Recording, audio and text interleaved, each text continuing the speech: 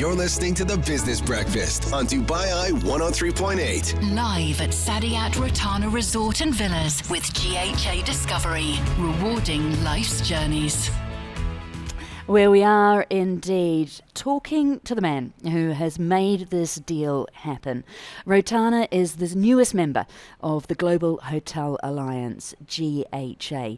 We're looking now at what it means for customers, not just staying here in Rotana hotels, but staying around the world. I am joined by the GHA CEO, Chris Hartley. Chris, good morning.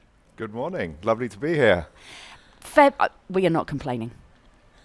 And we spoke to you 6 months ago when this partnership was merely a signature on a piece of paper, and now it is live. So now customers can experience it, which, let's be honest, is the important bit. I want to dig into the partnership with you, but first, remind me what the Alliance has been set up to do. So the Alliance is a joint venture which brings together now over 50 independent hotel brands. Most of them are privately owned. They're fiercely independent. They don't want to be part of the bigger chains. They want to be able to offer customers a differentiated, unique experience.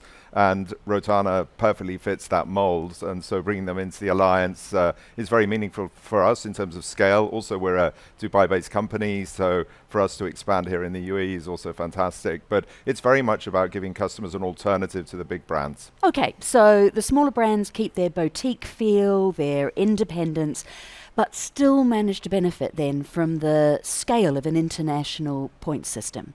That's right. I mean, if you look here in the UAE, we've now got about 14 different brands operating under the Alliance. Some of the names that are household here, like Anantara, Kempinski J Resorts, of course, one of the oldest brands in the UAE. These are brands that are well known to consumers, sometimes just in local markets, but when you go internationally, customers wouldn't necessarily have heard of them.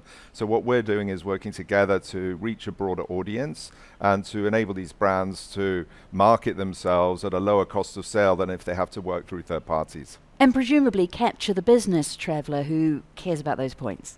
That's right, and business travelers are very much points driven. The concept of a loyalty program was very much aimed at business travelers. They started back in the 1980s, and business travel was very lucrative in those days. They were the highest spending customers. Today it's actually leisure travelers that spend the most, and we're very much focused on that. But you still need to capture that business travel audience when they're on the road. They may stay in lower grade hotels, perhaps mid-scale or upscale hotels, but when they travel on holiday, they want to stay in something a bit more exclusive. And so it's getting that balance right. You need the volume that the business travelers bring you, and you need the choice of hotels that make your loyalty program meaningful, because if you don't have choice, people drift into the bigger programs. Okay, well, let's look at what this means for everyone in this relationship, the hotel chain, yourselves, and the customer, me. So, for GHA, why is Rotana a good fit? Why did you want them in the portfolio?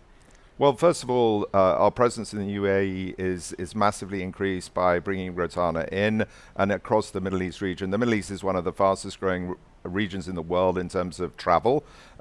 We see the UAE, for example, as the highest spending individual market in the world, just to give you a sense of scale. And UAE travelers are tending to go internationally when they travel. So that gives us more choice and a bigger customer base here in the UAE, and it gives us also more choice when they travel overseas. When you say the UAE customer is the biggest spending, on what? Rooms, nights, length of time, what do we spend on?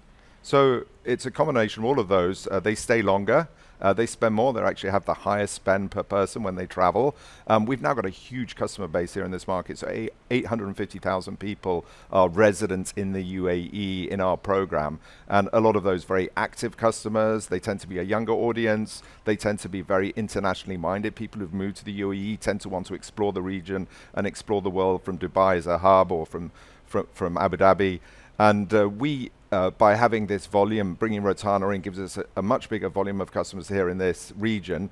And those are exactly the type of customers, if I can say. They're also, they're significantly more wealthy perhaps than other parts of the world. And the key thing is that they want to travel internationally, and that's really what drives the value of our program. Those younger customers, do they want, and you mentioned that points programs as a concept have been around for decades, do they want something different from a loyalty scheme? Yes, to a certain extent. One of the interesting things we did in our 2026 trend survey is ask people, where does travel sit in the things that you want to do in life? And it's interesting, Gen Z, for example, say that travel comes above all other sort of milestones in their lives. It comes above career, it comes above even marriage. Travel is the thing they think about most.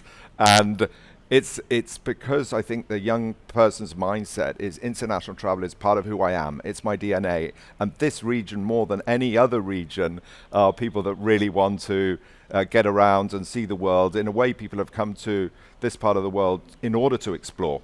And so, to me, young people in particular are looking for international experiences, and loyalty is a way of engaging them in that. It's not so much that loyalty, it is a driver of decisions, but loyalty is a mechanism that enables us to engage with a younger audience. And once they discover these great brands that we've got, like Rotana in the Alliance, then they're more likely to stay within our network and our loyalty ecosystem. The younger members of the crew I can hear agreeing with me and agreeing with you behind me. We've got 2 more minutes left with you. What does it mean for Rotana statistically, because you've got the data, what do we see happen to a hotel group once they join the Alliance? What you're going to see is a lot more demand from international customers. We've got a huge database of customers from around the world. For example, the biggest feeder markets into the UAE are the UK. Number one, we have nearly 2 million members in the UK. That's going to help to drive UK business. You're going to see members from parts of the world like even Saudi Arabia. We have a good member base, which is another good feeder market into UAE. The US, for example, a lot of US, and all across Europe, we've got a very strong database. You're going to see an uplift in international travel. Secondly, you're going to see a reduction in the cost of sale. We're going to see less people booking through third-party channels. Now, nothing wrong with a third-party channel from a consumer point of view because it gives them choice. But from our point of view, that's a very high cost of sale. So Rotana's going to see more people booking direct through their website, booking through GHA, and that's going to help them reduce the cost of sale of that customer. When you own an asset, that's going to drive profitability. 20 seconds. What does the customer get? Customer here in particular gets huge choice. You've now got the biggest choice of hotels of any group. Here in the UAE, we've now got 70 hotels operating. That's as big as any of the other majors. You've now got nearly 200 restaurants to choose from where you can use your Discovery dollars.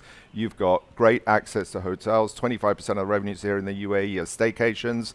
And if you're a customer here traveling internationally, you've got nearly 1,000 hotels to choose from and get recognized. Nailing it right to time and telling us what it means for everybody across the relationship. The Global Hotels Alliance CEO, Chris Hartley, thank you for your time. Thank you.